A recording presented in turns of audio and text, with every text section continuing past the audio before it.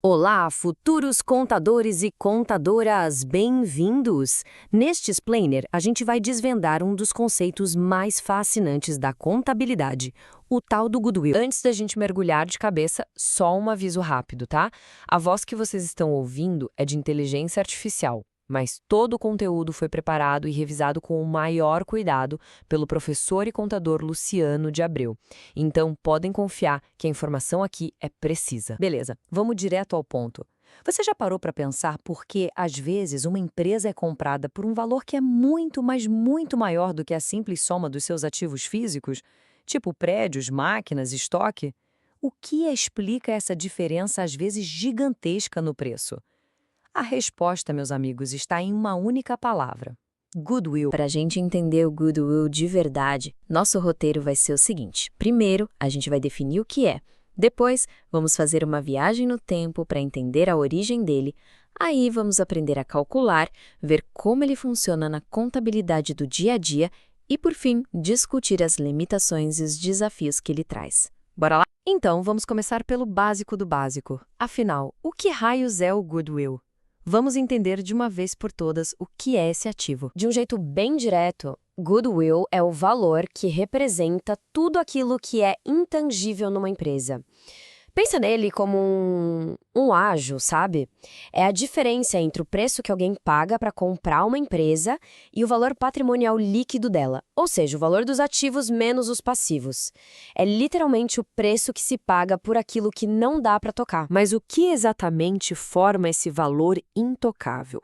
Como os autores Glautier e Underdown destacam, a gente está falando da boa reputação da empresa, daquela relação de confiança com clientes e fornecedores, do talento da equipe, de uma localização privilegiada e, claro, da força da marca e da credibilidade que ela tem no mercado.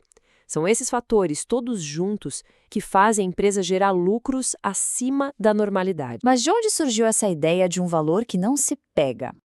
A origem do goodwill é uma viagem bem legal, que vai desde antigas disputas por terras até a contabilidade moderna que a gente conhece hoje. Olha só que interessante, o conceito de goodwill não é de hoje, não. É fascinante ver como ele evoluiu. Tudo começou lá no século XVI, na Inglaterra, onde o termo era usado para valorizar terras que eram bem localizadas. Hoje, aqui no Brasil, a gente conhece ele mais como superlucro, que tem tudo a ver com a expectativa de rentabilidade futura. Já nos Estados Unidos, a pegada é um pouco diferente.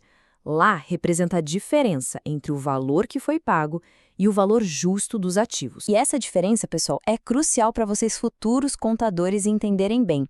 No Brasil, quando a gente fala em goodwill, a gente está pensando em superlucro, ou seja, na capacidade da empresa de gerar lucros acima do normal no futuro. Já nos Estados Unidos, a abordagem é mais ligada ao valor justo no momento da aquisição, calculando a diferença em relação aos ativos e passivos que podem ser identificados a preço de mercado. São tipo duas lentes diferentes para enxergar o mesmo valor intangível. Beleza, agora que a gente já entendeu a teoria, vamos botar a mão na massa. Vamos calcular o goodwill usando o método do superlucro. Esse cálculo aqui é essencial na hora de avaliar uma empresa. Ok, vamos pegar um exemplo prático, direto da nossa fonte, para ficar bem claro. Passo 1. Imagina que uma empresa tem um lucro médio por ano de R$ 30 mil. Passo 2. O capital que foi investido nela é de R$ 200 mil e o retorno que se considera normal para negócios do mesmo ramo é de 6%. Se a gente calcular isso, o retorno normal esperado seria de R$ 12 mil. Agora vem o passo 3. A gente simplesmente subtrai esse retorno normal do lucro médio que a empresa realmente gera. E o resultado é R$ 18 mil. Esse é o superlucro. Esse valor de R$ 18 mil representa exatamente a capacidade daquela empresa de gerar um lucro acima do que seria esperado para o setor dela. É a materialização em números do seu diferencial competitivo. É o goodwill dela. Beleza, a gente já sabe o que é e como calcular. A pergunta agora é: como o goodwill aparece na contabilidade, na prática? Isso é algo que todo contador, toda contadora precisa dominar. Então, o ponto crucial é este aqui. E essa citação na nossa fonte resume tudo perfeitamente. A principal característica do goodwill é a sua não identificação no balanço patrimonial, não sendo amortizável nem sofrendo depreciação. Isso muda completamente as regras do jogo. Vamos traduzir o que isso significa na prática. Primeiro, o goodwill não aparece como uma linha de ativos separada no balanço da empresa que o gerou. Ele só é registrado na contabilidade da empresa que compra a outra.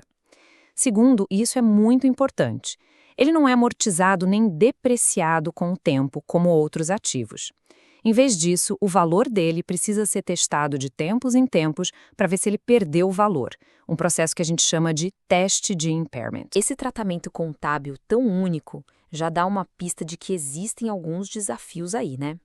E isso nos leva direto para a nossa última parte.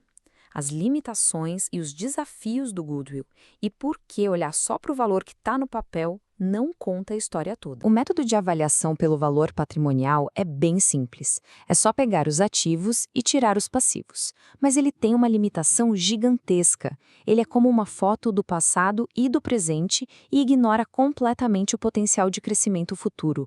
E o principal, ignora todos aqueles ativos intangíveis que formam o goodwill, que muitas vezes são o verdadeiro motor da empresa. Para entender isso melhor, vamos comparar rapidamente 3 métodos de avaliação.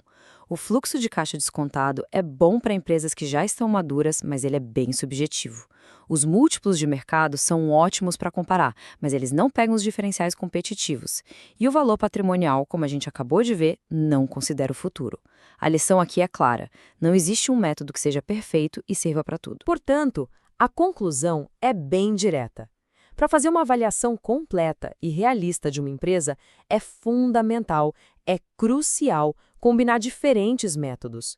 Ignorar o poder dos ativos intangíveis, ou seja, ignorar o goodwill, é como tentar avaliar um escritor de sucesso olhando só o preço do papel e da tinta que ele usou, em vez de ler a história incrível que ele escreveu. E para a gente fechar, eu vou deixar uma pergunta para vocês pensarem. Numa economia que é cada vez mais digital, baseada em conhecimento, em dados, em marcas, de que forma o conceito de goodwill vai se tornar ainda mais crucial, mais decisivo na avaliação das empresas do futuro?